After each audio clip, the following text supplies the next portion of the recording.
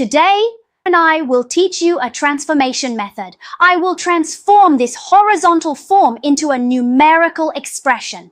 So everyone, think about it. Am I converting it into a square form or a square form? It must be a square form. After we sit for a while, everyone will understand why it is a square form.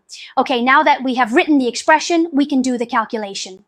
First, it should be 8 divided by the divisor, right? But there is no quotient on it. What does this mean? It means that this number is greater than 8.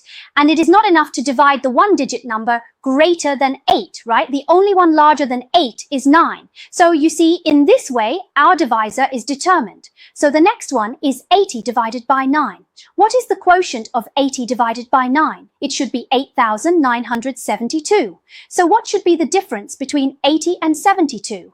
It should be 8, but 8 is smaller than 9. First, make sure that this division is correct, but then you have to drop the next 3. What is the quotient of 83 divided by 9? The quotient is 99,981. Let me ask you, what is the sum of the two? It is equal to 2. So next, you see that 2 is smaller than 9, which means that we calculated this correctly, but because it is not enough to divide, I have to drop the next one accordingly. What is the quotient of 21 divided by 9? The quotient is 22,918.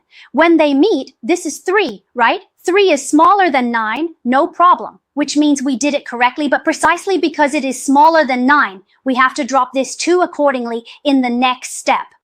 32 divided by 9 should be 33,927. So what is the sum of the two? It is 55, which is smaller than 9, no problem. That's right, so I need to bring down the next digit into this box. Think about it. What number in the 50s can be exactly divided by 9? I know it should be 6, because 9 times 6 is 54. So this step must be 54 minus 54, and the final result is 0, which means it's exactly divisible. So this box should be 4, and this box is the one we just brought down. So here it's 4. Let's fill these numbers back into the original calculation. So what is this 5-digit number? Isn't it 89,236?